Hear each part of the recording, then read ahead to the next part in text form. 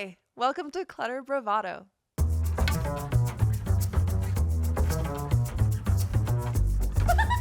Yes, and it's the energy. It's not just about the stuff. So we should probably just get into it, right? Let's go. Good afternoon. Good afternoon, How are you? Elyse. What? Elyse. Did you forget my name for a second? Okay, so I'm meeting a lot of new people lately. You are. And I am having, it's seriously a hard time remembering names. It is freaking me out. Now, yours I'm okay. Okay. I just forgot to say it out loud.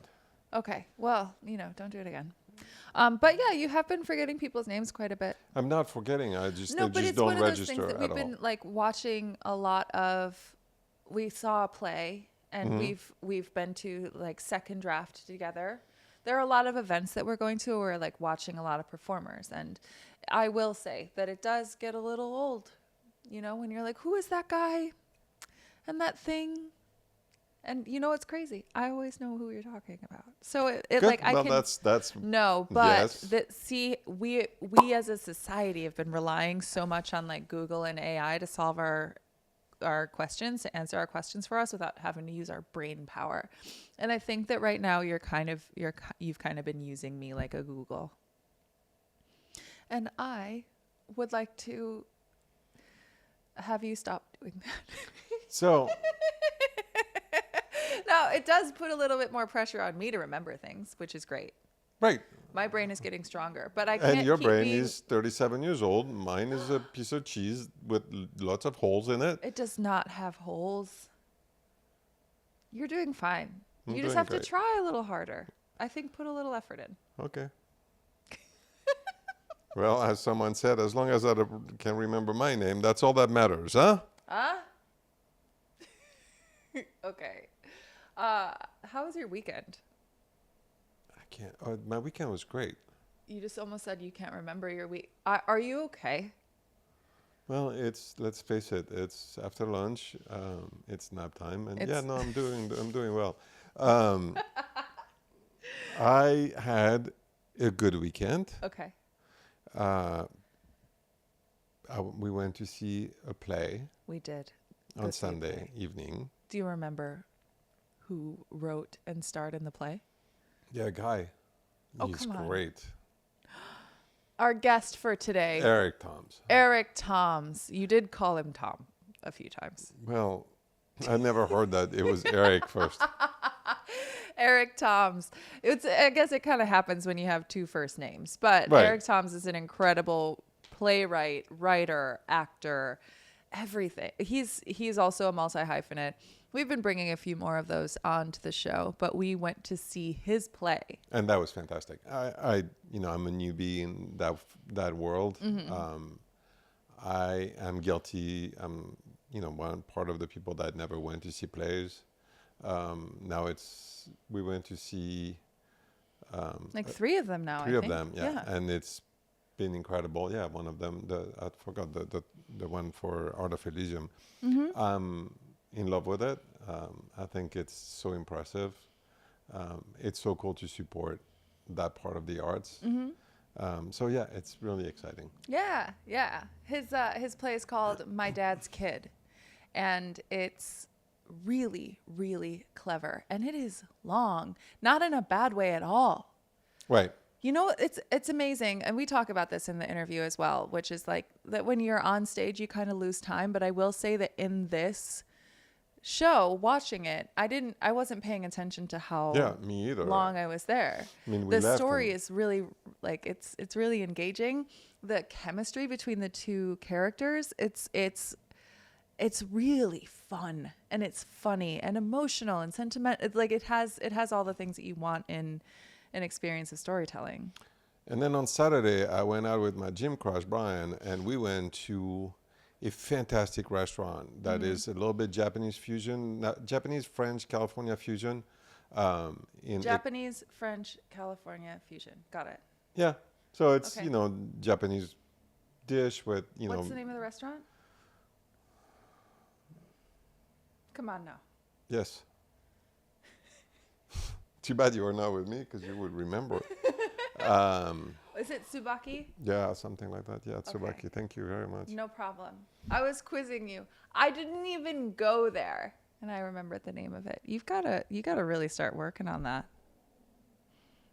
I'm not Alzheimer type thing. No, No. yeah. I am. You're 56. You're not like a million years old. You're fine.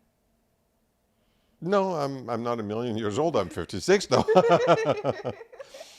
Look, so that restaurant was fantastic. Yeah.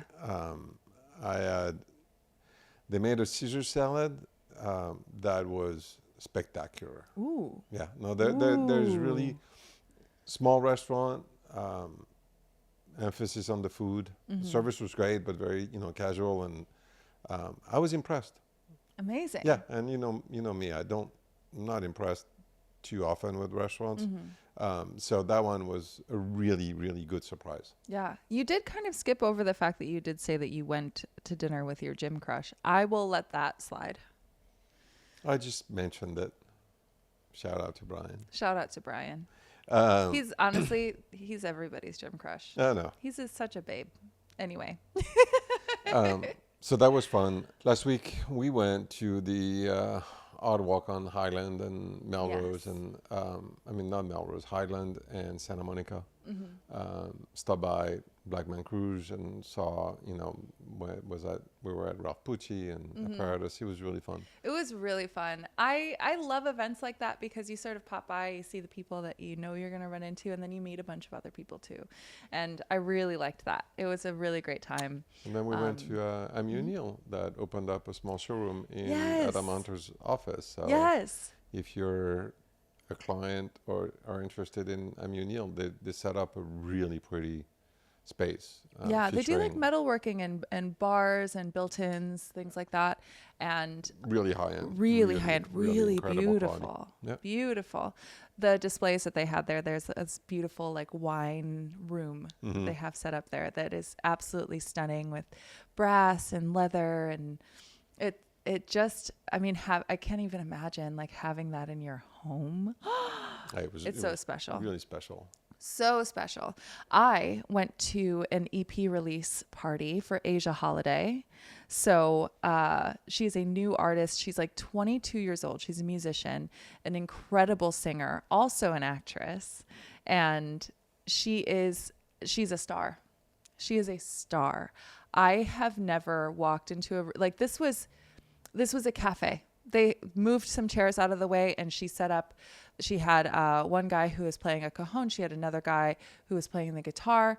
There was a DJ that was there for vibes, basically. And this place was packed. Was it? Full of people to see her sing. And this wasn't through like this huge sound system. She didn't have tracks playing behind her. It was her and a microphone and an amp.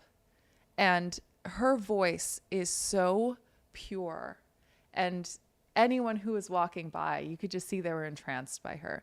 She is a star, and I'm so excited to she belongs in arena shows. Like she should be on a huge stage, and in something that was so intimate like this, it was palpable. Every person there, like the one word that everyone was agreeing was like, oh yeah, she is a star. Wow. So Asia Holiday, keep an eye out for her.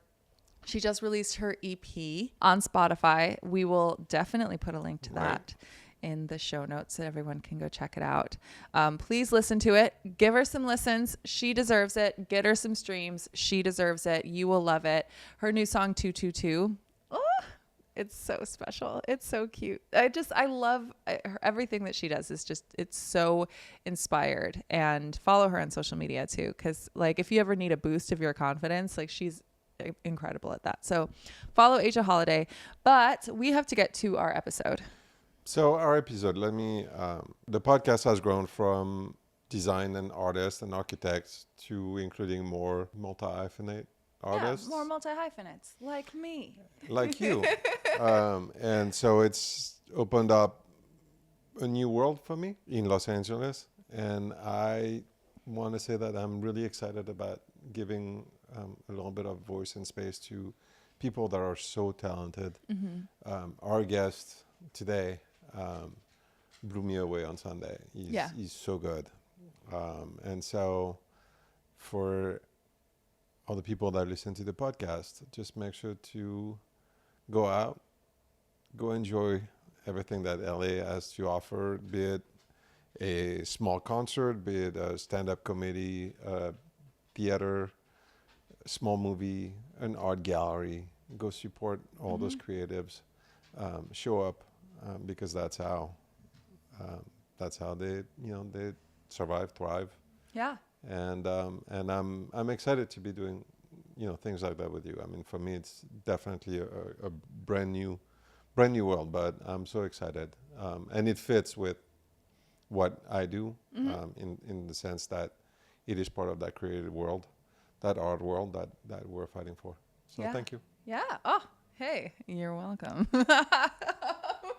Anyway, let's get to our guest, Eric Toms, playwright, actor, writer, overall community builder. He's a great guy. So should we get to it? Let's go. Hi, this is Elyse from Clutter Bravado podcast. Clutter Bravado is an independent podcast, and as any independent artist will tell you, getting off the ground is a little challenging. If you like what you're hearing, please like, comment, share, subscribe, support us in any way that you can on the platform where you're listening. And follow us on Instagram at Clutter Bravado for exclusive clips, events, and giveaways. We quite literally could not do this without your continued support. So from the bottom of our hearts, thank you so much for listening. Tell your friends, and please follow and subscribe so that you can be the first to have access to our latest episodes. Now, back to the show.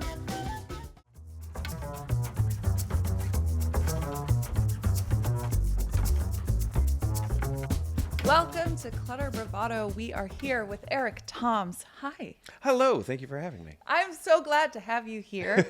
So you are our first playwright. Oh, wow. We haven't had a playwright on the show yet. And there aren't a whole heck of a lot of you in Los Angeles, I believe. Yeah, first off, thank you for having me. This is beautiful and very wonderful. Very nice of you. And also, I'm still getting used to the idea of someone calling me a playwright. Really? So, yeah, that sounds alien to me, to be honest with you. So this is very exciting. Well, and I feel a bit like a fraud, but yeah. That is something that we talk about a lot on the show, actually, which is imposter syndrome. And I'm a multi-hyphenate creative, as are you, and also you. A little. Yeah. So I just had imposter syndrome for no reason. Yeah. But it's one thing to especially with artists and creatives, calling ourselves what we are can feel really scary because it feels like someone's going to find out that you're not really a playwright or not really an actor or not really a writer or whatever it is. When you wrote a play. I did. You're a playwright. And you've written a lot of other things before. I have, okay. Yes. Okay, so tell me a little bit about go back in your writing CV. What are some things that you've put together, that you've written? You've worked in a lot of short films, and tell me about that. Well, I started off, we were talking a little bit before the show started. I grew up in San Jose, and so when I was there, one of the first kind of gigs that I had was there was a small theater that I worked for called Big Lil's Cabaret, and it was bawdy women and then guys with like curly mustaches, and like the audience was given big baskets of popcorn, and they were encouraged to throw them at the audience and throw them at the players. The whole thing. It was a blast. It was an incredible amount of. That's amazing. Yeah, it was wonderful. And they started a television show because the rents started to rise in San Jose. And so what they did was they created this kind of SNL type sketch comedy show. Okay. And so I became one of the writers. That was one of the first writing positions that I ever had. And I would tell the other actors, write for yourself. If you write for yourself, you can write parts for yourself, and then you can do it. Then you get addicted to it real quick because you can write your own characters, you can write your own worlds, and you have silly things in your mind that you want to see come to life, and then here they are. And then when I moved to, and then that bled into, we had stand-up comics on the show. I then went into stand-up comedy after that show had ended, and so I did that for many years, which then brought me to Los Angeles, and I got a show on Fox reality channel. No, you didn't see it. I also asked, could I be one of the writers for this as well? And so it's the sort of thing when you are a multi-hyphenate, people, I think, ask, like, why would you do those things? Because it's like, it just feeds you in a different way. Yeah. It's like, oh, the acting is great, but like it can't hold a candle to what the writing does, and that can't hold a candle to like what this other thing does or what this does. And so I was pretty staunchly in comedy for a good long time. That show on Fox Reality Channel was a terrific way to kind of get me started. But I've always loved movies, and so I've written about 7 screenplays. Okay. One of them has been optioned. Another one we made. I made for $1,000. Holy cow! Yeah. And then I have another 3 right now that are in various stages of production or in like trying to be sold or packaged. It's when it came to doing this, to give people who maybe not in Los Angeles a bit of backstory. There's a lot of flight from Los Angeles right now, especially with our industry. Like there's people going, to Albuquerque or Shreveport or Canada or Budapest, like wherever it happens to be. And I think also with the advent of AI, I think people are starting to kind of come around to more theater. So I had this idea. I've had it for a very long time. When I was 21, I dated a woman. And she was a product of a first marriage. Okay. And she had half siblings in a second marriage. And we would go hang out with her half siblings. And there was this kind of quiet animosity and maybe like underlying bitterness. And so I just, you kind of clock it. Yeah. And so it was sitting in my brain for the past 20 years. Wow. And growing up, I have 2 older sisters. They're my heroes. I want to be like them when I grow up. Oh, I like it. They're the best. And I think that those of us who have siblings and siblings that you're close to, that's a relationship that I never feel gets explored enough because it's an odd relationship of somebody, if you are close to them, you can't bullshit them. You have to be, because they've known you forever and ever, and they know your tricks, and they've seen you go through different phases in your life. And they're like, "Oh, well, this I don't believe at all. Like, I know what's really going on deep down." So I've always loved to explore relationships with siblings, and so this was something that definitely inspired me. But to go back to what you were talking about when we originally sat down, feeling a fraud. I never went to college. Oh, really? I went to college for about 9 months, and then I had it figured out. I was fine. Yeah. Who needs it? Yeah. Neither one of my parents Yeah. went to college, so Okay. when it came time to applying to college, I was kind of on my own, and I didn't do a good job. And so I got to San Jose State, which is a fine school if you're interested in engineering. For the creatives, not so much. Yeah. And so I dropped out and kind of have always had an insecurity, I think, since then, that I'm not as well read as somebody that goes to school. I didn't have the kind of formal education that I should have gotten. So because of that, I'm a voracious reader, and I read stuff that's way above my fighting class. So like on my bedside table, like there's things like Proust that have got like dust on them. I'm like, I'm going to get to it. One of these days. One of these days, we all get to that. I'll Yeah. tell you what, man, it's gonna be great. So it's that, and then like a lot of comic books. So I'm Naturally. like, I'm a Yeah. fucking fraud. So that is where a lot of that comes Yeah. from, is because I don't feel like I had the education. Yeah. Were you both? So I went to school for creative writing. Oh wow. Okay. Yeah, so I feel like a fraud when I'm not writing.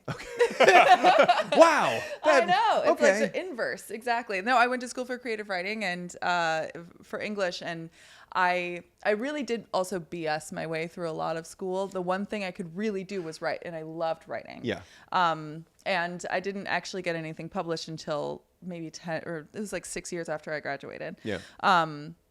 But now, like, as like calling myself a writer, I feel like a fraud. But I have also written a theater play. So like having done something like that, like I understand the nerves that come along with it too, you know. But Do you have a hard time calling yourself a playwright? Do you have a hard time? Oh my God, I'm calling- absolutely not. I'm not a playwright. Yeah. See? No. But you've written a play. No, but here's the thing. I wrote a one-woman show. I just go up there and talk. Still counts. Right. It's not like And there's it's a an great show asterisk. too. It's like it's also very, very well done. This is So- this is one of the things Yeah. that I do find is so Yeah. funny too amongst creatives. Like anybody else were to tell you, I wrote a play, but I don't feel like a playwright. You immediately jump on them and just Yeah. like, no, yes, you And that's are. And then literally you what I just did yourself with are you. just Yeah. like, no, I mean, I'm a piece of shit, but you're great. Right, your show- Absolutely, you're wonderful. Your show was great. Yeah. Mine, we won't talk about it. Yeah. Whereas Yeah. Well, I yeah. when I met Elyse, I went to her show shortly after we met, and it was just absolutely magical. Yeah.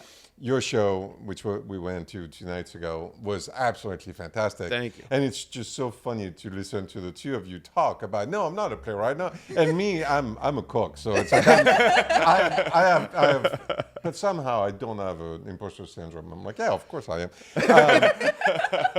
I'm just cocky.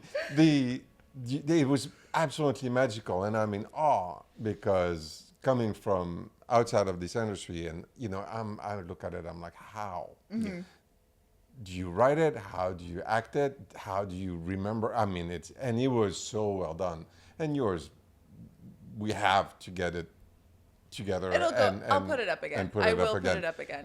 Yeah. So yeah, no imposter syndrome from any of you. You're Thank really you. good at what you do. Thank you very much. I very much appreciate that. So I want to talk more about, like, because you were mentioning how you had a person that you dated, Yes. who was a half sibling. So your show is called My Dad's Kid, Mm-hmm. and it is 2 characters. It is you and Nancy. What's her last name? Nancy Kellum. Yeah, Nancy Kellum. She's spectacular. She's fantastic. Yeah. So for the 2 of you, in going through the script and rehearsing this together, you had to build a serious connection, because this is also, these are 2, just, I'm not going to spoil it, but these are 2 half siblings. Sure. You learn that in the first 5 minutes. Yeah, that's a pretty quick one. Yeah. And they're not especially very close. No. Yeah. So what was it like building that relationship with your fellow actor?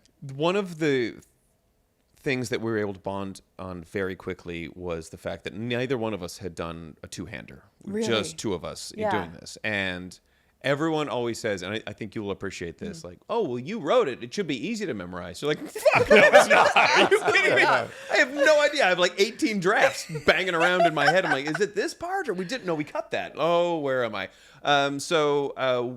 You have your actor hat and you have your writer hat. So when I had my actor hat on, I was able to just face Nancy of like, what did we get ourselves into? Yeah. This is so many words. It's so many It's words. so many. Oh my God. And we had decided at because it's a long play, we were like, it has to move at a pretty good clip. We got to move along. And so not only we're saying it, but like we have to say them pretty quick. And also the fact that her character is from New York. If you've ever spoken to somebody who is a New Yorker, they're moving 8 times faster than anybody else around. Yeah. And so we wanted to make sure she had that. And then my character is trying to keep up with her. So there was that dynamic. But we were able to connect. I've known her for about 2 years. We started at the Beverly Hills Playhouse on the same night. Okay. And so we performed together a handful of times. Yeah. And one of the great things about Nancy is she's a 1,000-watt light bulb. Yeah. You put her on stage, have her smile, and you're like, well, we're 50% of the way there already. So she's wonderful at what she Yeah. does. And so we've had a really good rapport that feels very familial. Like there are certainly times where, granted, I'm, 25 years older than her. So like 20 years older. Yeah. There's times where I feel like her dad and I'm just telling her like, everything's going to be great. It's going to Yeah. be okay. We're going to Yeah. be fine. And she is just such a talented actress, but we had plenty of times of getting off stage and like, I don't think I'm going to be able to do this. I don't think we can memorize all of these words. I don't think we're going to be able to. Boy, maybe should they cast somebody else? It's probably a good idea if they did something. So we had all of those insecurities and all of those times that we were able to sit together and go through those, and just trusting her. And when you're doing a play and you're sitting across from your other actor and you get that lost look in your eye, or they get that lost look in their eye, and you kind of like, you reach out emotionally and hold their hand like, yeah. we're going to get through this. We're gonna get through this, You yeah, and me. yeah. You and me against the world. That's it. And so we've had a couple of those moments throughout the show and throughout rehearsals. And so that has been so galvanizing when it comes to our relationship. And it's just like, yeah, when I step on that stage, I'm fine because Nancy's sitting across from me. That's beautiful. That's a beautiful way to connect. A two-hander, the stamina that you, because it's about 2 hours, a little over 2 hours. Mm-hmm. Right? Yeah, 2.5 hours right now. 2.5 hours. And so the stamina, because you have to keep up just nonstop. And Yeah. that was impressive. Well, here's one thing though about being on stage, and maybe you'll agree with this, or maybe you'll have a completely different experience. But when I'm actually on stage, time flies by. Oh, yeah. It just, I mean, my show is an hour and 15 minutes long. It feels like 15. Yeah. Because it's one thing and then the other thing, and then you have the next thing, and then you have the next thing after that, and then this other thing, and you have to just focus on like what you're doing right now and what's immediately next. Yeah. And you're not thinking about what's 2 hours from now or what the end of the show is going to be like. You're right there, and it's such a beautiful way of staying present. Yes. in that. And you're doing this with Nancy, and so the two of you, I love that how you describe that moment where you start to feel like you've lost your line, and you're just like, God, Help me. I've absolutely had that experience before. Can I ask you a question? Yeah. What is your prep on show day? Like, what do you do to get ready for like, for your scene or for your play, or like, what is it that you do beforehand? Well, so for my one woman show, my prep was usually to be very stressed. No, it was a lot of like taking it easy, because my show, like, it started around, I think we started at like, some of the shows were at 6 p.m. Some of them are at 8 p.m. Mm-hmm. And I know that for me, I can't physically eat anything before I do the show, because my stomach it is tangled. I feel nauseated. So like, I know that that's something that's probably a little controversial. Opening night, I'm going up there a little whole dizzy. day you're not eating? Maybe like an egg in the morning, Wow. but like it has to be many hours before, because like the leading up to it, my stomach is not good. Yeah. I'm not in a good place. What else would I take a bath. Mm-hmm. I have to like do everything that I can to relax. That's the day that I'm like, okay, all of my superstitions, I'm going to meditate. I'm going to be I might go for a walk in nature for a second to ground myself. Like all of the woo woo LA things that like I will do all the woo woo LA stuff. Yeah. The day before a show. But when it comes to like looking at lines and everything and like going back over the script, I keep the script nearby. I don't look at it until I'm right backstage. Yeah. I've done all my prep, and I have to trust that I've done all my prep before that. And so my whole day is intended to try to get myself as calm and grounded as possible, because if I'm all up in the air, I'm going to lose my mind. Now, that's the intention. I will say that the second time that I put my show on, I put it on 3 different years. And the second time that I did it, the theater lost power. Oh. Because it blew a fuse, and it was like this very old building, and they weren't sure that the lights were going to turn on. Oh. And so I spent the 3 hours before my show trying to find another place to put my show up at the last minute. Oh, That's a lot of stress. It's a lot of stress. Yeah. That whole like candles are always an option. I was like, okay, could I do this with literally just house lights? Like, yeah, I do it in my apartment every day. Like I could technically, but what we were able to do was to call an emergency electrician to come in and rewire part of the lighting system so that they were able to turn it on. They had it fixed literally a half hour before people started to arrive. Yeah. Now, strangely, did that help you relax? Because yes, you're worried about the electrical system. You're worried about the lights, My but you're not performance, thinking about your I'm not performance. thinking about You're not myself. thinking, you're not thinking about you. It's all external. Precisely. Like that was exactly it. I ended like that night, I think it may have been my strongest performance, because I wasn't in my head at all. Yeah. At all. You're like, the electricity got fixed. Psh, everything's Okay. fine. Everything's good. Yeah, Right? The lights go set, on. man. I can do the rest of this. But I have a question then for you, because when you were preparing, you have a book's worth of lines to remember. Yes. You have a lot of words. I have 48 pages. So, oh my God. So for I know that for me, I mean, mine is not nearly that long, and there's music in it. It's got breaks. It's, you know, and it's also poems, and so like there are certain sections that are very clear. Do you also sort of like compartmentalize each little section? Is that like a way that you do your memorization, or is it just like a flow from the next to the next to the next? I think if you were to ask Nancy or any actor who's ever worked with me, they would say Eric gets about 85% way there. So depending on the night, you're going to get a brand new show. I am horrible at memorizing lines. Really? And I am notorious for like, yeah, we got the idea of it. We got most of it. Even if it's stuff I've written. Like there's certain things I know I got to hit in order to feed the other actor. Like, so there's certain things like I know this got to be that. But there's some times where I'm like, yeah, I think he mentioned something about his dad. And then I think there's also talk of a book. And then that's it. There we go. Easy peasy. Easy peasy. So, but it's, you know, and I'm sure you've heard over the years as well. It's like, oh, you do acronyms, or you like a free association, like, you know, with different things, or, you know, you take the first letter of each word, and then this is how you memorize. The only way I can memorize is just over and over and over Repetition, again. yeah. Repetition. Like I just have to pound it into my brain. That is the only way. Can I give you a way that that helps me remember lines? When I sure. have big blocks of it, I do it for my show. I do it for lyrics for songs that I write when I'm performing like a newer song. I use smell.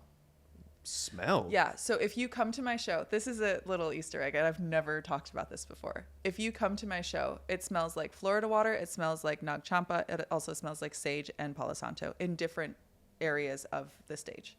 So like the audience smells like Florida water. The piano smells like Nag Champa because I have it there. Yeah. I've burned Palo Santo in like the back part of the stage, and then there's sage in my dressing room.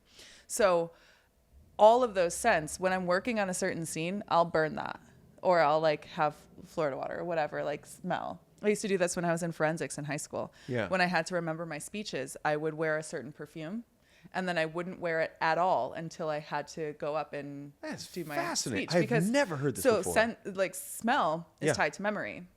And I've talked about this when we had Ari Tibby on, who's like been a musical guest at Second Draft, which we'll talk about in a sec. But she has synesthesia, which is like associating like colors and words, and I have the same thing, but I also have it with scent. And so certain scents will remind me of certain sounds or certain words. It's complicated, but That's fascinating. But yeah, so if when you're memorizing something, I used to like in a pinch, I could do it with Vicks Vapor Rub. Like it's like when you're memorizing something and you're like repeating it, you're doing your repetition, also add a smell, so that if you're able to, you can like when you're on stage, because I like plant scents on my stage. Yeah. So certain That things is smell like certain fascinating. things. So like it would just remind me of like, oh yes, this is where that was. Yeah. And it helps me to come back and get into that area of the story. Yeah. I've never heard that before. That is so cool. I'll know exactly what to do when I do my thing. And you're right in it. Right away. To be or not to be. This is I'm absolutely going to try that moving forward now. Give it a try, honestly, because and especially with like tricky phrases that like there will sometimes be like a block of text that's really similar to a different block of text. Yes. Like something that you're talking about, especially in your show, you guys are sort of weaving in and out of some similar story, like elements We of mirror the a story. lot of things. Yeah. And sometimes if you tend to like, oops, am I in the other one or am I in this one? Like plant a scent there. Yeah. You know, whether it's like something that you're like wearing or like, you know, even the smell of coffee will help too, because you have coffee on stage. Yeah. You have tea on stage, kind of. Yeah. As you do on stage. As you do. Yeah. But that could be something that could help you with that. I would love that. Yeah. yeah, and the whiskey too. And the whiskey too. Sure. Absolutely. A lot of whiskey. Pounding that bottle of whiskey every night. How you do it. You know what? Practice. You got to be dedicated to the craft, you guys. You got to have that whiskey. Absolutely. There's some really fun parts of the play. And I don't want to spoil it because I want everyone to go to the Beverly Hills Playhouse this weekend. If you're listening to this and it's just come out, go to the Beverly Hills Playhouse this weekend and catch My Dad's Kid. But there are a couple of different moments that are really memorable and really, really special. And Is it spoiling to mention the LA, New York? Go for it. Okay, there's an LA and New York showdown. LA versus New York showdown. And it was one of my favorite moments of the show. Thank you.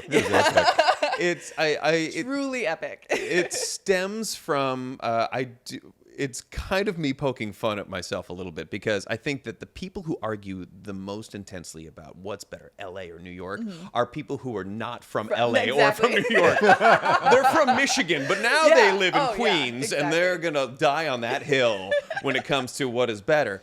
And so I have heard this from so many people. It's just like, oh, LA is so much better. Oh, where are you from? Shreveport. And you're like, okay, well, whatever, man.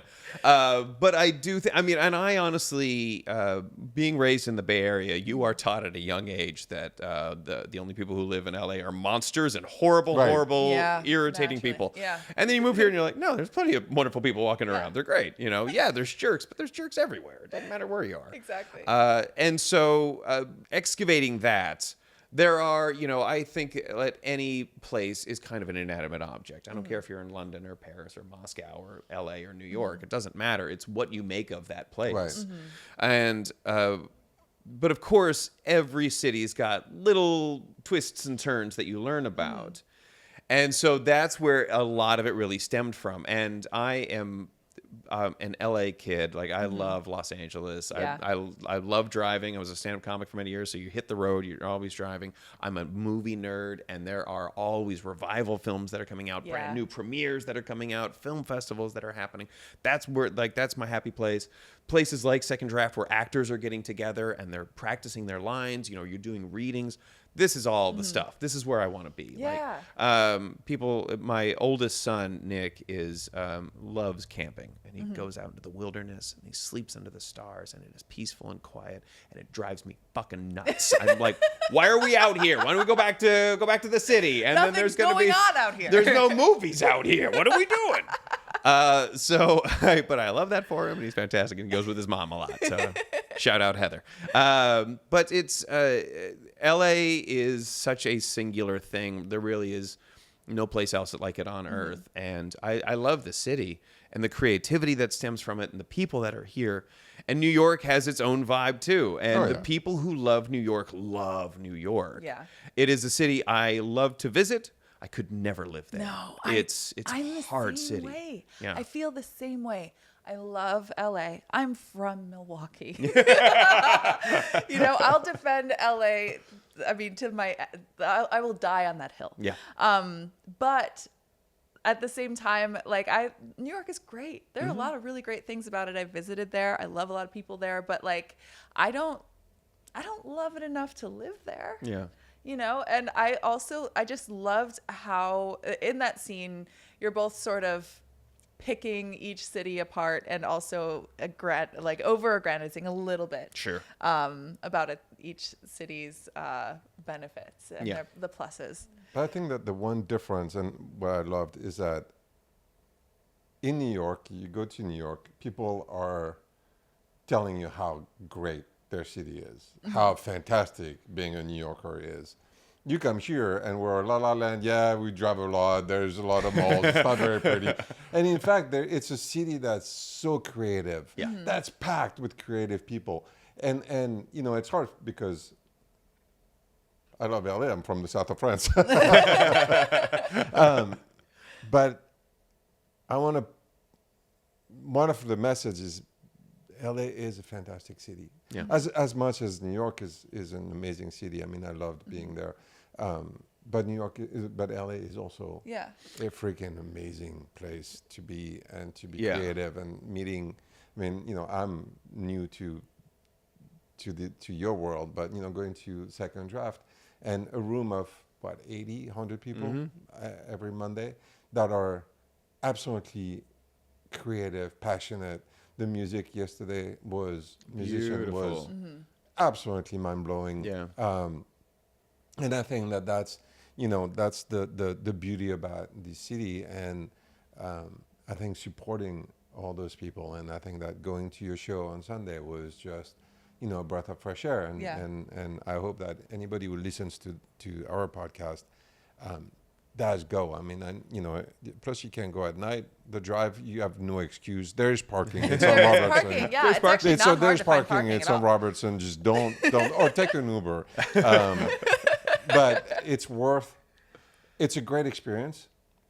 It's worth supporting all of our creatives. And I say it when we have a designer or a manufacturer or an artist, support this city as much as you can, because it's pretty magical. Yeah.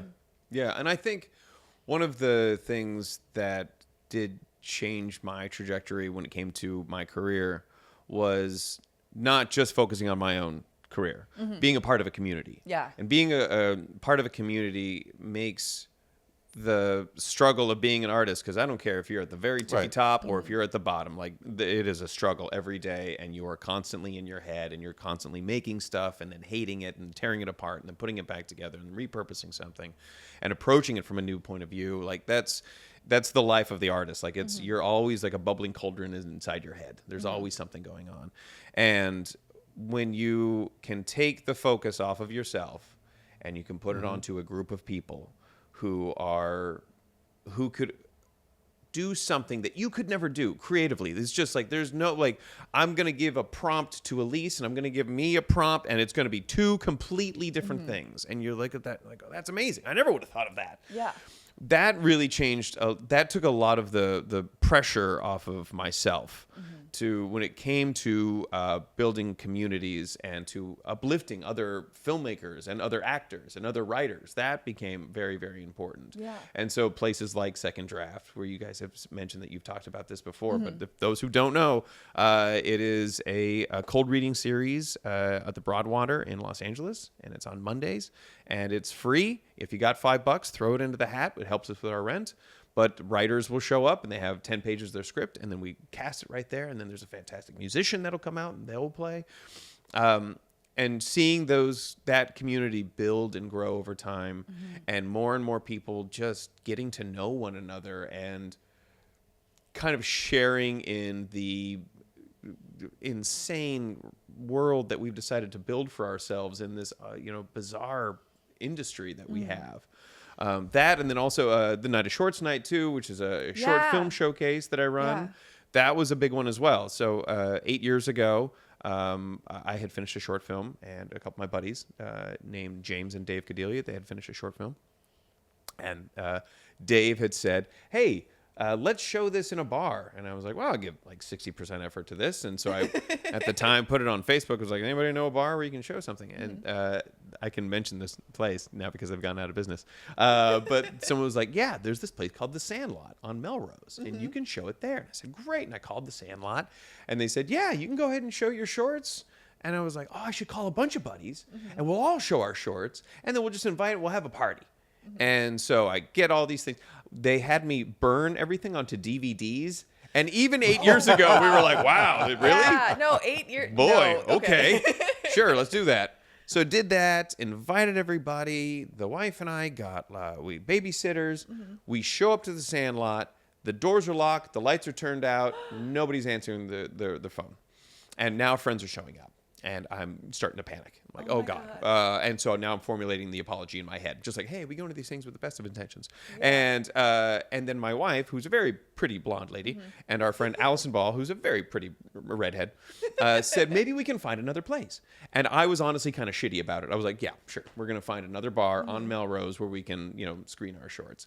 Not 2 minutes later, it turns out, send two attractive women to bars, and you get stuff done. They found this place called the Parlor, and they said, yeah, come on in. And they opened up their bar, and we were able to screen. We screened there for 5 years. Wow. And so then about halfway through the first screening, the GM came up and said, like, would you like to do this again? And I was like, yeah, it might be kind of cool. And so I sat down with James and said, would you want to make this a monthly thing? We figured we couldn't do it weekly. That would just kill us. But monthly, we just have people send us stuff, and it would be free So it's free for filmmakers to submit their work, and it's free for audience members to come and watch. So it's just meant to be a community-run event. Now, they have to filter through me, so like I try and keep things to a certain level, either technically speaking, or from a creativity side, or from storytelling, something like that. Something's got to catch my eye. But the idea is like, look, whenever you send things to film festivals, it's so much money. And you're there usually under the pretense of like, I'm hoping somebody notices me, or I'm hoping the distributor finds this, or I'm hoping a producer who's got money is going, this is just meant to be a playground. Yeah. Like, send me your stuff. Let's watch it. We'll give you a shout out. I do a very silly giveaway. I give away DVDs. Nobody has a DVD player anymore. Nobody has Nope. a DVD. But that's And then we hang out afterwards. We have a Yeah. couple of drinks. You get to know each other, and like that's the whole point of it. And so a lot of times, if you're doing a short film, you blew all your money on the short film, so you don't have place for like a cast party. Yeah. So come on to us. You absolutely bring the cast and the crew, have a couple of drinks, watch your stuff on the big screen. Sometimes people will have multiple cuts. And so, like, okay, great. Well, in January, we're going to go show cut 1, and then in March, we'll show cut 2. Okay. And then that way, you can sit in front of a live audience. And that is where you learn so much as a filmmaker. One of the moments that we're in right now as filmmakers and as artists is we are lucky enough to upload something to the computer, push a button, and then anyone around the world who has an internet connection can see that. right. Yeah.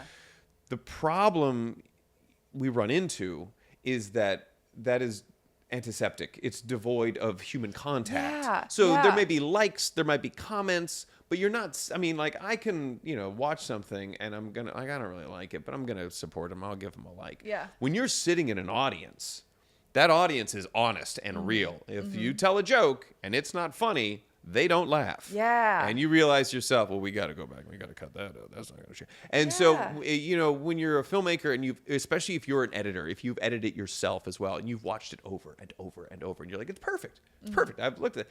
The second somebody is over your shoulder and they're looking at it too, that's when you start biting your lip and going, this is too long and I should have closed this. And do I really need this other character? And like, oh, we should have done this.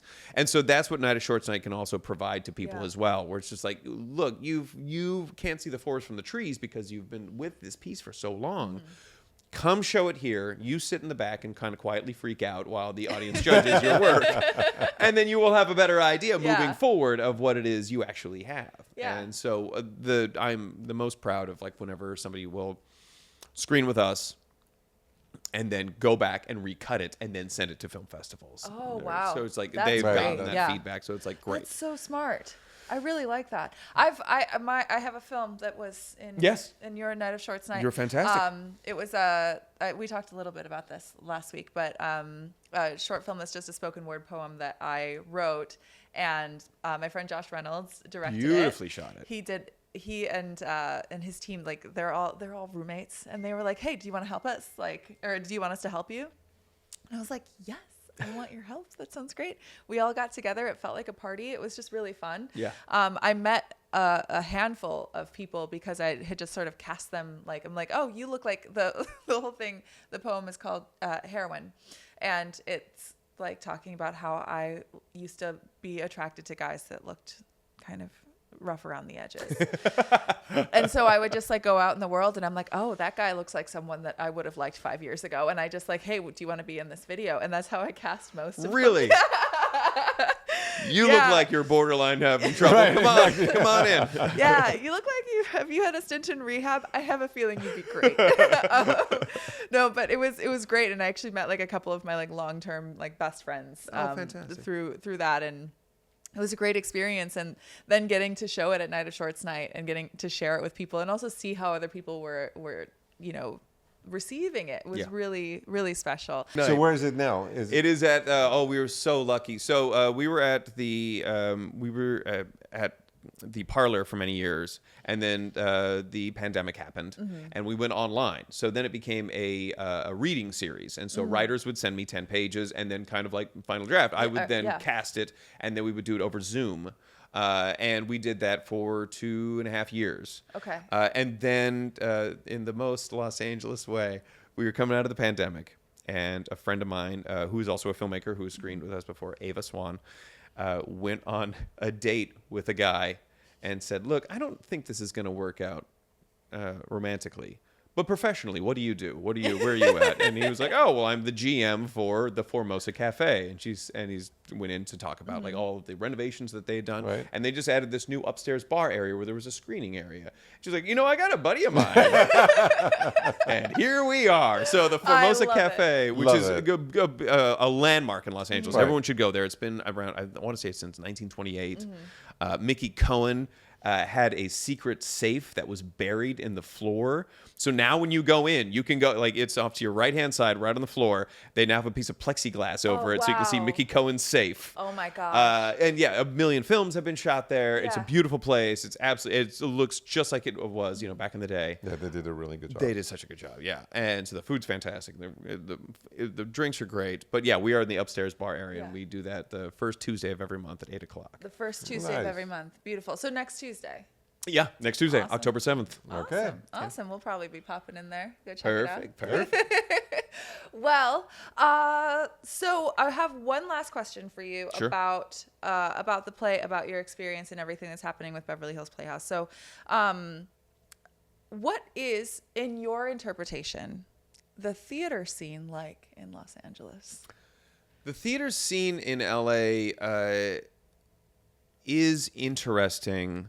It reminds me a lot, kind of like this theater scene, I would say, like in San Francisco, Oakland as well, where there seems to be a lot of stuff at the bottom and a lot of stuff at the top. And then there's a couple of stops in between. Like there's a lot of really scrappy DIY, very passionate playwrights and actors and set dressers and technicians who are doing stuff, on a shoestring budget. And they are absolutely just driven by passion, and they love it. And then at the very top, you've got Center Theater Group, you got the Geffen, you've got all of those places who actually have money and, are a place where like repertory theater comes through. Yeah. There's a few places, I think, peppered in between there who are kind of Midland, who are able to put on new shows. The problem with theater now, as it's always been, is just getting butts and seats. Yeah. And not only getting the butts and seats, but getting younger people in seats. It's not a mistake when you go to so many plays and there's a lot of elderly people there because theater, it's so expensive. Yeah. I saw Waiting for Godot, and it was Asif Mounvi, and it was Rainn Wilson. It was amazing, incredible. It was $130 for a seat. Yeah. There's no teenager that's going to drop $130 to go watch a play. So the problem is you want to get like the next generation in there. And so there are places, I love the Actors Gang, which is in Culver City. They always do a pay what you can. So if you have $5, great. You can come in and you can watch their production of 1984 or something. Great, so yeah. like, fantastic. Love it. And so there are a number of theaters that are doing some great stuff. Theater of Note is fantastic. Open Fist is another good one. I think that theater is having kind of a moment, like I said, with AI and with things getting people realizing more and more how corrosive things like social media can be, things how like spending too much time on the internet can be. Like, go outside and play. And so I think that theater is kind of having that moment. What you're always butt up against is the economics of it. Yeah. No matter what, you need a big space. Yeah. Right. You need a big space and you need lots of big lights. Those two things are expensive. I don't care how you cut it. Yeah. So what you either do is you either have a place that is close to where there's a lot of people, that's going to be very expensive, or you have a place that's very far away where there are no people and you're trying to convince them to come to you. It is always the thing that you go up against, but I think the one thing that hasn't changed about theater is nobody says to themselves, or at least they shouldn't, gosh, I really want to be rich. I know, I'll go into the theater. So people who are in the theater are there for the love of the game. Yeah. And for actors, I think it's such an incredible thing because it's the actor's medium. As soon as those lights are up, I get to do whatever I want on stage. Now, hopefully we're going to stick to the script. Yeah. But, maybe we don't. Maybe we something don't. happens and you have to address it. Especially coming from like the stand-up comedy world as well. It's like you are in control of that stage. Yeah. Or if you're not, then you're going to get eaten alive. Yeah. So from an acting standpoint, you grow so much faster when you are on stage. I love television. I love film. When you are doing a scene that is 8 lines, of a 3-page part, you're like, you're walking into it like, okay, so my daughter just died. Okay, she just died. Okay, and cut. Great. Okay, I'm going back to crafty. So you don't get that full emotional kind of breadth that you get when you're on stage, or like you get that small, like that slow build up to whatever it is it's going to be. So theater, from that regard, I think is always fantastic. The hardest thing is new works, and that's why I'm so incredibly thankful. I got to give a big shout out to Alan Barton, who owns the Beverly Hills Playhouse.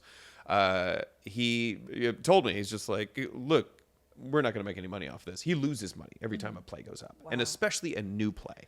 Yeah. Because if you put up something by, a Neil Simon, if you put up, Twelfth Night, Shakespeare, if you're doing some of these, then you have a built-in audience. Absolutely. Those people will come watch, the new retelling of, of Beckett or somebody like that.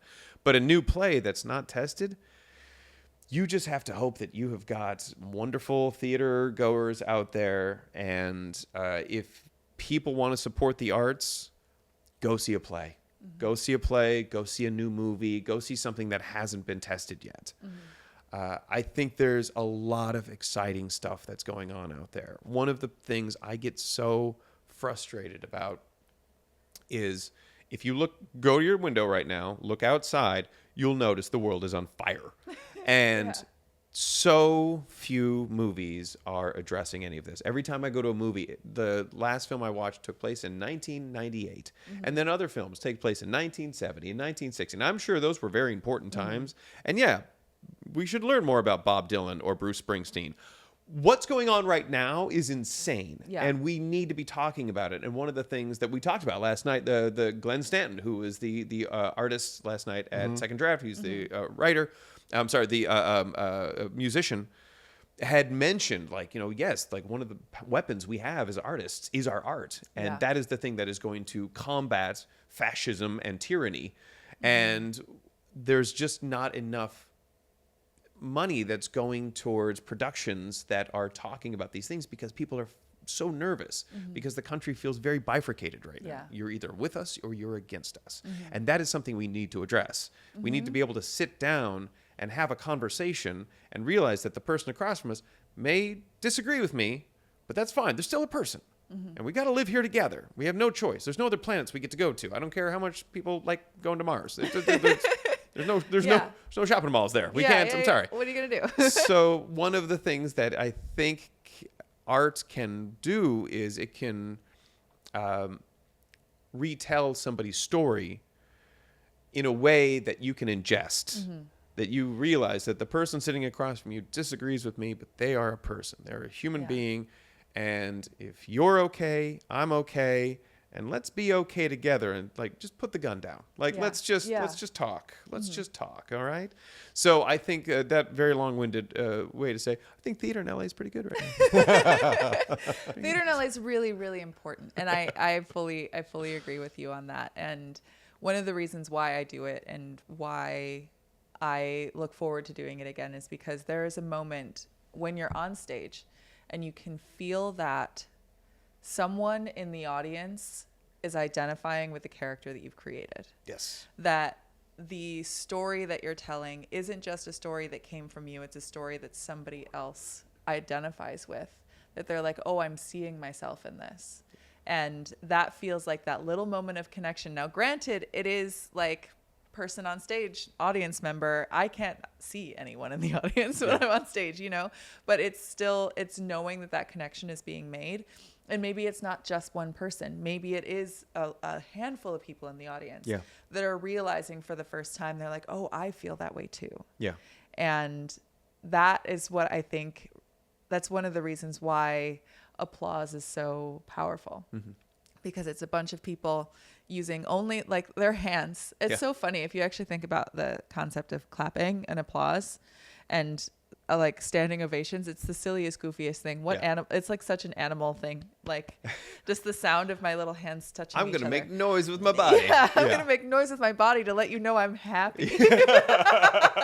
But it's really, really powerful, and it's, I think, something that what you talk about with creating community, it is a sign that community is still there. Yes. Yeah. It's so valuable. There's There was a guy, if I could just reach back in time and emotionally punch this guy in the face. I was at the Night of Shorts night, and this guy was talking through the entire show. No. And then comes up to me afterwards, just like, man, you guys got to get this thing online. I'm like, you 100% don't get what we're doing here at Wow. all. You have completely missed the mark. Wow. It's like, no, like that's the antithesis to what's Exactly. going on here. Like, and the point that it's free is like to bring people together. Like, we want people in the room, in bodies there to share in this experience. Get off of your phone. Yeah. You don't need it. It's fine. Although, listen to this podcast. That is a very good Right. You use listen of to your this time. on your phone. That's great. Listen to it while you drive. Yeah. Watch it on your TV. Yeah. Go for a run. Listen to it then. Exactly. Exactly. but But I- also, once you're done with the podcast, go to your computer still, get tickets to go see a play this weekend. And, then you'll have put the podcast to good use, which is go to a play, go see a movie, go meet people. I mean, at the end of the day, we're a huge promoter of community. I mean, that's, and we're doing a podcast online because but it's about community. It's about sharing passions and sharing loves. I mean, you can't turn your back on it completely. Like, without a doubt, this is a way to reach people, but hopefully it's a means to an end rather than just the place that we're going to sit in. Exactly. But if I could also piggyback on that a little bit to the call to action for people, like, go see a play you don't think you would like. Yes. Because I will never forget, now granted, this is a movie, but Bo Burnham did a movie called 8th Grade. Okay. The main character in the story is a 12-year-old girl, and I have never felt so connected to someone I have seen on screen like I did this little girl. Wow. I shared her insecurities. I shared her inability to express herself, her want to connect but not being able to do it. I cried like a small child when I finished that movie, and it's absolutely amazing. So go see something that you're like, well, I don't think I'll have anything in common with this. I'm guessing you probably will. Yeah. Because we're just people. We're just floating around. Yeah, I went to a screening for a film at the Los Feliz Theater. They'll do like smaller films quite a bit, and there was a film that was made by like a couple of guys who were like friends. They put together this hilarious movie. And when I arrived, I was the only person in the audience. They had a Q&A. They had a Q&A ahead of time, and the writer comes out and he's like, "So, thank you for coming." But it was a moment where I'm like, I'm so glad that I was there. I'm so glad that I watched the movie. I really loved it. Yeah. It was a lot of fun, and it was like a silly, goofy time. But I feel like that it gave me a little bit more excitement about the state of like even film and independent filmmaking. And I mean, so many people are out there making art, and they really want you to look at it. Yeah. They really do. Yeah. And there's to speak to your point too about Los Angeles and creativity, there is so much creativity that's running around this city, be it, photographers or painters or sculptors or furniture makers or, carpenters or whatever it happens to be. It's all laying around here. I think the biggest tragedy is that people finish their workday and then they just plop in front of the TV, or you scroll on your phone, and it's like, go outside and go find this art because it's out there and it'll touch you, and you will have a great tangible experience that will last for a long time. Because I'm willing to bet that last Instagram meme that you saw made you giggle for a second, but you can't remember it now. You can't really It's remember gone. it. Yeah, It's gone. exactly. And I mean, who's the artist who sang last night? Oh, Glenn Stanton. Yeah, he has a show this weekend as well. Sassafras, right? Yeah, Sassafras. And I think that, just that, or when we had Ari TV on the show, and I went and, we went to listen to her, and those are meaningful moments. Those are moments that, you remember. And as you said, it's like the Instagram, you won't remember anything. Whereas the connection that you have with artists, and then you're in a group of people, and you never know, you might meet someone. And for anybody who is single and is wondering where they can meet someone, well, it's a good place to do that too. Yeah, go out. Yeah, go to meet your next date at a play. Right, exactly. Yeah, absolutely. Take your date to a play. Exactly. It's Amazing. also so I think that or go to an art gallery. I mean, Yeah. look Yes. up. Use the internet. There's really cool art galleries. There was an art walk last week that was absolutely fantastic. And I think that enjoying the talent of Angelinos, you just have to step outside. And, it is true for a lot of cities, but here it's at a big scale. You might have to drive a little bit. We're in LA. We're all used to it. Just get over it. Since do we have a little bit of time? Can I kind of take us on a side path real quick? Yeah, we have. Of course. Where are we at? Yeah, let's go. Okay. Speaking of Los Angeles, staying on that topic, one of my side hustles is I'm a videographer for the Board of Supervisors for the County of Los Angeles. Really? And, yeah. And so one of my best friends, a guy named Jeff Prather, he is set up that system within the Board of Supervisors. And it got to the point where he would film things, bridge openings, or the supervisors were going to this particular piece. And it got to be so much work that he had to hire out contractors. So myself and a couple of our buddies got hired to do that. And I don't know how you feel about national politics right now. It can be very divisive. It can be very difficult. On a local level, having myself, who is not very involved in local politics, go out and having to cover a lot of the things, that has been so life-affirming because so many people in Los Angeles, your elected officials, are really trying very hard to make sure your lives are better. Wow. And so I have been able to witness some fantastic events. One of my favorites was there's a thing called Fire Camp. And the Los Angeles Fire Department puts this on at the LA training facility, which is in Boyle Heights. And it's, big stone structures that they can set on fire, and then they can practice with the hoses and everything. And it's for one weekend a year, they invite girls between the ages of 7 to 15 to come out to fire camp. And it is all taught by female firefighters. And the whole idea is to outreach to young women. Like, this is something that you can do. So they put like the jackets on, the hats. They're doing hook and ladder. Wow. They have the nozzles. They're spraying like fake fires. They have the oxygen tanks on. They're doing relay races. And it's funny because in covering that, you see that 10-year-old girl whose eyes just light up. Just like, yeah, let's do this. Let's go. And you're like, oh, she just found something right now. There's been another really great one. One of the supervisors is Holly Mitchell. She is fantastic. She does an outreach program every month where people will get together and in different locations around Los Angeles. And it is just meant for the community to come forward and to talk about their experiences, how they are feeling helped, how they are feeling neglected, ideas that they may have.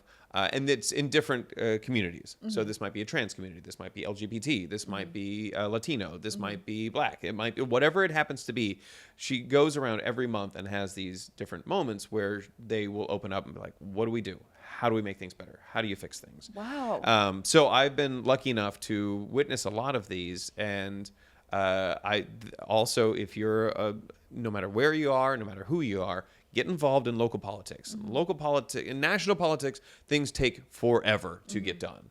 On a local level, that vacant lot, and I saw this as well. There was a vacant lot in Crenshaw on 92nd Street, and time and time again, the community got together and said, "Let's make this into a park," and they turned it into what's called a pocket park. And they reached out to their board of supervisors. The board of supervisors went ahead and voted on it. They passed a bill that went then ahead and cleaned it up. And so you go from a vacant lot where there's trash, where there may be people who are doing unsavory things, and then it becomes a safe place where kids can go and play with their parents or guardians. I love it. They did a wonderful backpack giveaway as well, where they gave away school supplies and backpacks to kids in the area. Like, there's wonderful things that are happening that are trying to uplift the people in your community, and you can be a part of that. You can be a part of that today. So please check out your local government and see how you can volunteer. That's so important, That's so good. especially because when you look at the grand scheme of all the things that are happening on the big national scale, scary as hell. And it feels like you're so powerless. But when you do get to participate in that part of your community on a smaller scale, you feel like you have a little bit of something, like you're a part of something that's bigger than you. Okay, so it is time to get to the 3 questions that I ask all of our guests, and I did not prepare you ahead of time. Thank you for that. Yeah, and I've had to also change them around a little bit because you're not an interior designer.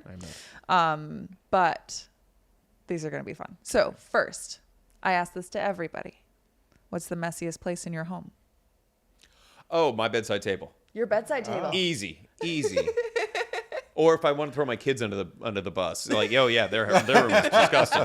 But they're 13 and 15 and live in the same room, so like great on a curve. Okay. Yeah, my fair. bedside table I'm a 46-year-old man. I should be able to clean up my bedside table much better than it is. It's just piles and stacks of stuff on top of stuff. Yeah. And I swear to God, I'm going to get to it. I'm going to get to it. You're going to repost. It's going to be great. Oh man. Push is going back up. Yeah. So this weekend we'll knock it out real quick. Yeah. Oh my gosh, I love it. Okay, my second question for you is, where is your favorite place to write? Easy. Kitchen table. If you think of it, that right next to the window, so that my back is to the wall, and then there's a window to my right, and then there's a window right ahead of me. And my computer is there, much to my wife's chagrin. She's like, "Can you move your shit so we can have dinner?" I'm like, "Oh, sorry about that." But yeah, it's my favorite place to write. That's great. Do you have like a specific office place or office space in your house that you're like avoiding by going there, or did you just kind of land there? So I had an office in our house for, I think, 45 seconds. Great. And then it became a guest room very quickly when my mother-in-law came to visit once in 2007. And then we were like, we're having kids. And so I was like, well, I guess my office space is wherever I put my laptop. That's where that is. But to speak to that, I don't know how you write. But I have never understood people who go to coffee shops. Like, I'm a coffee shop person. What? Yeah. Aren't you distracted constantly? Absolutely not. But that person, do you see the outfit that they're wearing? And then, oh my God, did she just spill something? I feed off of it. Listen, I need an audience to perform. And that means I need an audience when I'm writing.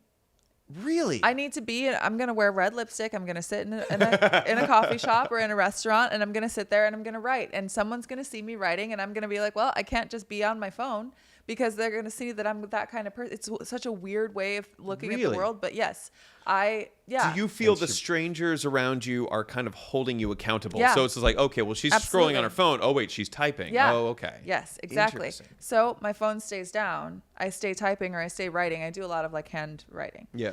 And it's so much easier for me. And also I love people watching. Yeah. I find so much inspiration in looking around at people. You don't get distracted by them? Really? No, it's like, it's also sort of a way to like feel that I'm aligned with my space, with the universe, with the things around me, with the energy around me. I have a handful of places there's used to be a coffee shop called Bourgeois Pig in Franklin Village, like right on Franklin in Hollywood. Yeah. And it was open until 2 a.m. And I loved that place. I would go there almost every night. This was in like 2016 when I was working on my first book. First book.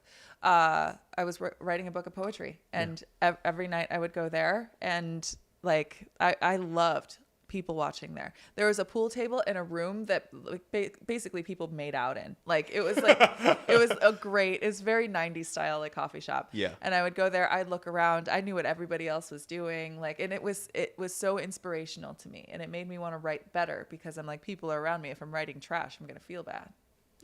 It's fun. The way that I have to write is that I sit down at my computer, and then I open up the document, and then I have to do laundry, and then you come back, you're okay. We put the laundry in the thing. That's good. And then you start writing a little bit, and I need a snack, and then you get a snack. Yeah. But then you come up with 2 characters, and like, oh, well, what would she? Oh, she would probably say. And then it's me walking around the house in character, talking as one character, and then somebody else would probably sound like this. Oh no, he would sound like that. Oh, okay, cool. There's a lot of talking to yourself in the art. Yeah. So much.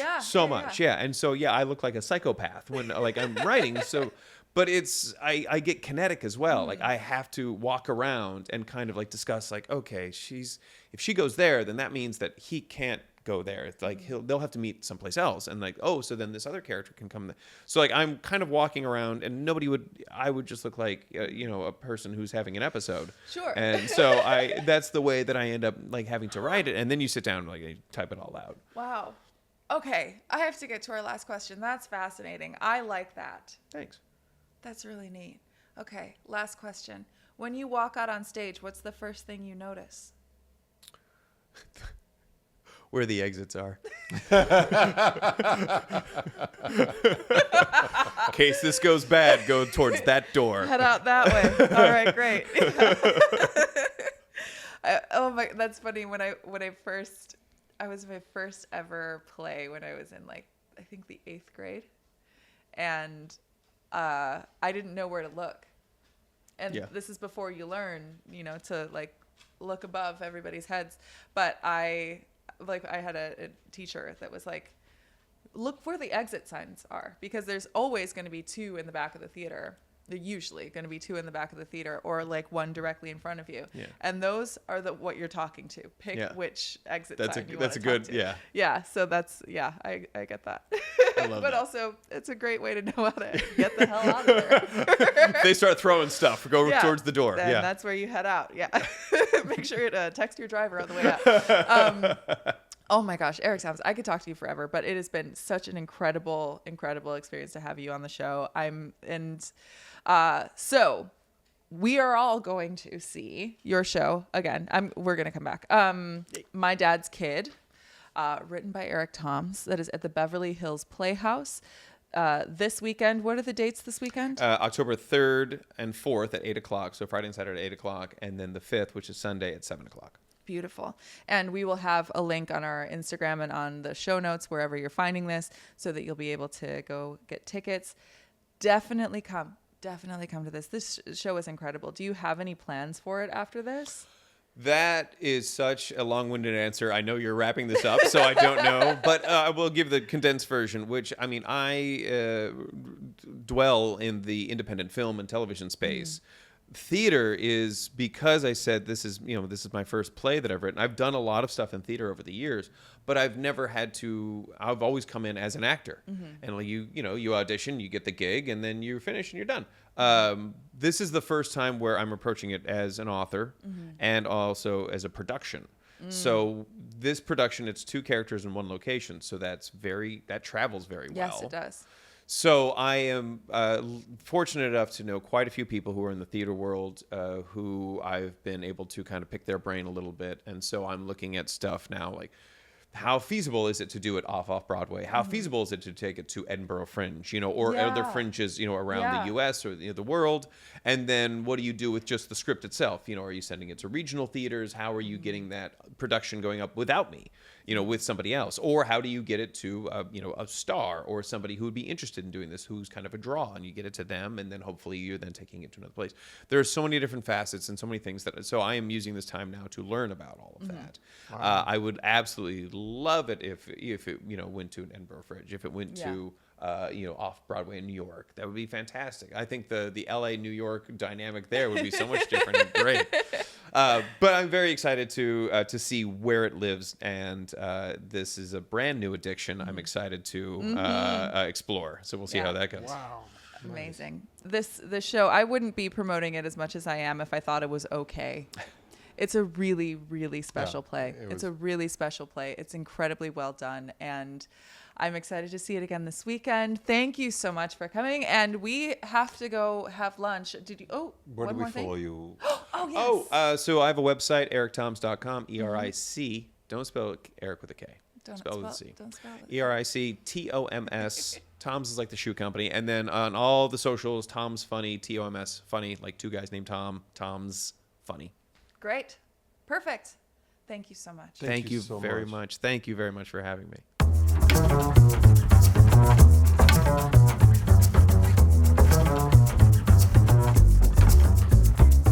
Clutter Bravado is filmed on location at the Kimberly Denby Showroom in Los Angeles, California. For inquiries about our furniture, a directory of our guests, or just to reach out with questions or comments, email us at clutterbravado@gmail.com. And don't forget to follow us on Instagram at Clutter Bravado.